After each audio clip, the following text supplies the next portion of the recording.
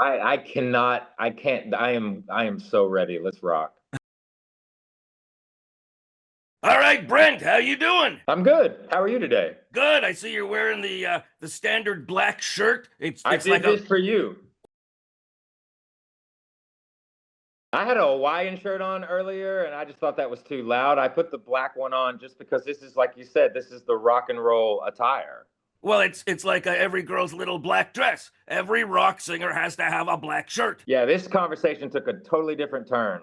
From what? We just I don't know. started. How did it I take a know turn? exactly. All right.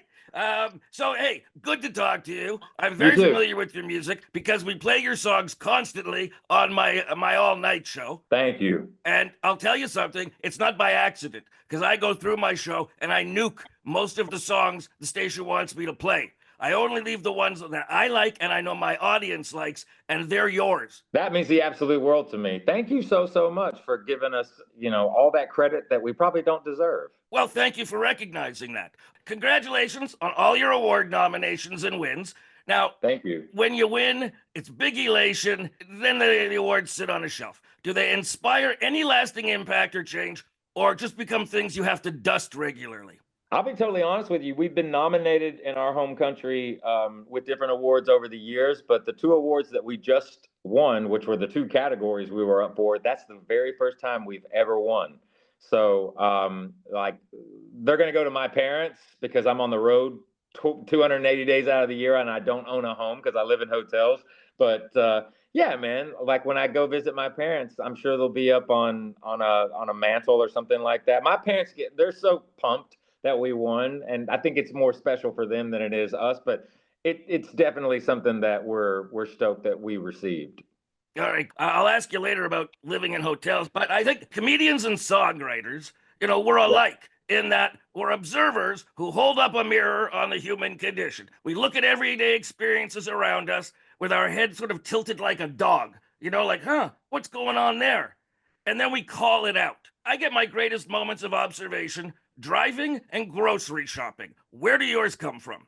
You know what? Driving and grocery shopping, that's pretty spot on for me too. I mean, again, I am truly like not that I'm a nomad, like I'm never running away from something. My parents have always said he's not running away from anything, he's running towards something. And so I love to travel. I love to be, around people. I'm really good in scenarios where I have no problem meeting different people. I've never met a stranger. I've always kind of had that sensibility. So as I go out into the real world, I just kind of reflect on the fact that I'm always meeting new people.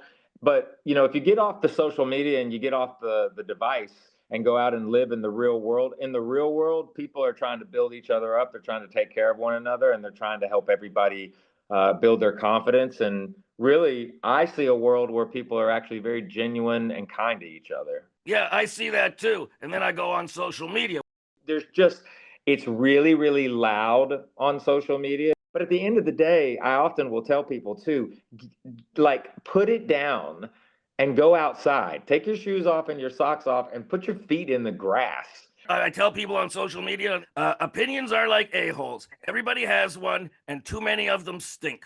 Now, symptom of being human. Sure. Lyric, you've always been slightly awkward, kind of weird, upside down, and not all here. I think that's all of us, but too many spend their lives with the fear that somebody will notice. So their life is a performance, afraid of Yeah. being authentic, because if nobody sees the essential you, they can't reject it. Agree, disagree?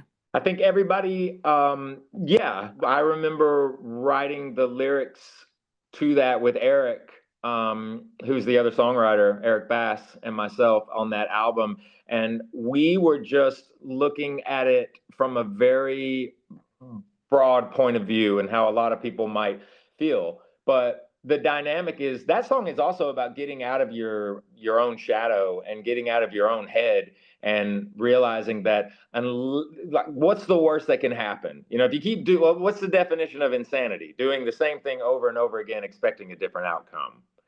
And so the idea of that a lot of times I think is that you can evolve. That's the beautiful thing about being human beings. Like, you can change your mind. You can decide to go a different way if you want to. I agree with you, and I think that mental health is a huge thing.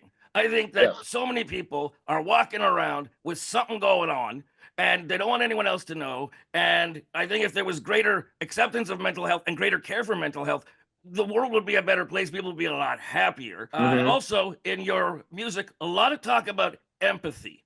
Uh, Yeah.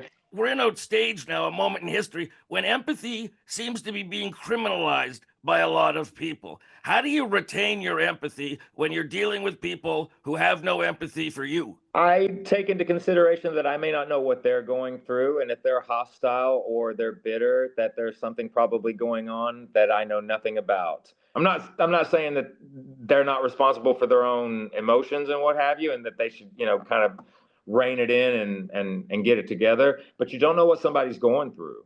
But being in a band that's talked about mental health for the better part of 2 decades, I'm used to being in touch with my emotions. It's the one thing that I was given at birth.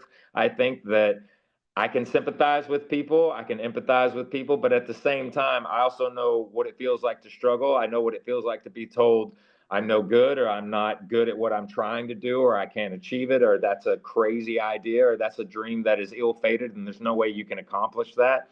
I don't do it to show off or to tell myself like I'm going to show that person, but it is fuel on the fire for me. Like I often will tell people, for me personally, my job starts when you tell me no. All right. I guess so far you haven't mastered the art of the sound bite. No. Okay. Yeah. Dance, kid, dance. The pills will make you dance. What are Yep. these pills? They can be anything from blood pressure medicine to an antidepressant to a thyroid medication to a multivitamin. Like people are like, "Oh, wait a minute, you were like being specific." I'm like, "Yeah." Like that whole song is kind of it's a social commentary, but the pills can, but the pills will make you dance. Like they may make you dance not in a good way, and then some of them may help you dance in a good way. I mean, it's all in how you Yeah. look at it. That's what I was wondering, because you could take it either way. Because there's some people, some of my callers, who don't like pills, even though they will improve their life. So I wasn't sure if that was taking a position, if the pills are good because they will help you dance and access happiness, or are they bad because they're controlling you to artificial happiness? They're both. It depends on how you use them. All right, 365. Keep looking up, not looking down. You won't find the answers in the ground. I take a certain message from that, which Yeah. is don't spend time thinking about what you've lost. Keep moving forward. Is that the message? Is that one of the messages? Am I way off? You're spot on. Absolutely. Yeah, Oh, I okay. mean, yeah, the integrity of that song is, again, time is precious, but it's not promised. And there's a great line in the movie The Shawshank Redemption where Morgan Freeman says, "Get busy living or get busy dying." And I think there's a lot of truth in that statement. And the other side of that is 365 is about the people that you wish that you had, one more day with, or even one more hour with, just to tell them how much they meant to you and how you are a greater person, and the person you are today is because of them and what they taught you. And they may not physically be in front of you anymore, or they may have moved on or what have you, but it's kind of it's a thank you more than anything, and understanding that even though you wish you could kind of have them back, you've not lost them completely. They're still a part of you. They still taught you things. You can still pay it forward with what they meant to you and what they represented in your life. See, I'm kind of different because there are people I wish I could get another hour with to tell them what massive holes they were. Well, there's that too, but you know what? That's okay. Let's move on. You encourage people, you said in an interview, you encourage people to fail. Now, you're not Yeah. encouraging them to follow objectively bad ideas. So, what do No. you mean when you encourage people to fail? What I mean by that is, like, you're not going to be perfect. No one's perfect. And if you were perfect, life would be boring. It just would, like, because there would never be anything to navigate. So don't be afraid of your failures in life. Try over and over and over and over again. Don't focus so much on a plan B, because a plan B isn't necessarily your A plan, and you should focus on that. And your A plan can change throughout your life, but your legacy and your life is not going to be built by your failure. Your legacy and your life is going to be built around the foundation that you refuse to give up.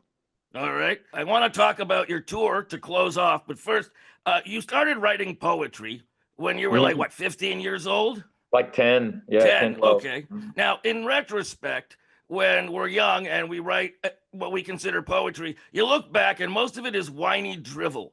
Yeah. Do you ever look back on your stuff and is it whiny drivel or how does it hold up?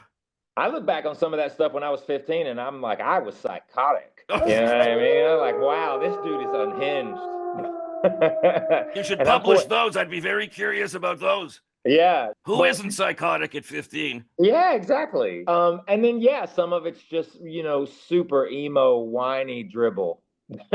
Okay, talk about your tour. I mean, this is exciting for you, or is it? Is it exciting for you? Do you like living in hotels, and do you like certain hotels because they have better vending machines? Like, what's that like? You know what? For me, I'm easier on the road because that's kind of how I live my life. I have 2 suitcases. I don't own any like really material things. And so for me, being on the road is something that's just like I was born. My mother has always said I was born with a gypsy heart. Like I arrived on the planet, my mom says, and like she said this before, it's like he was born and he could not get away from us fast enough. Like he wanted to speed through being a kid. He like was ready to just be an adult and be out. And I have the greatest relationship with my mom and my dad. They're fantastic. But I understand what she means by that. But like, yeah, the tour, very, very excited about. We've got Morgan Wade doing both legs with us, and then Bush is going to do the second leg. Beartooth's going to do the first leg. Yeah, we've been working on this for over 6 months, and we are going to be letting Canada know when you're going to get yours very, very soon. All right. Well, now that you don't have material possessions, but you've been earning money, which means you may have some money to invest. I have some ideas I'd like to run by you. Is it a Bitcoin? No, no Bitcoin. Okay. No Bitcoin. I have a thing called Ed's Nap and Crap. Sorry, we just have to wrap up this interview. I will tell you about it another time. I'm extremely excited about whatever. Like when we can talk about this further, I'm down. All right. Well, hopefully when you come to Canada, we will get together in person. Let's do it. All right. Thanks for your time there, buddy. Hey, don't forget to follow, like, and comment.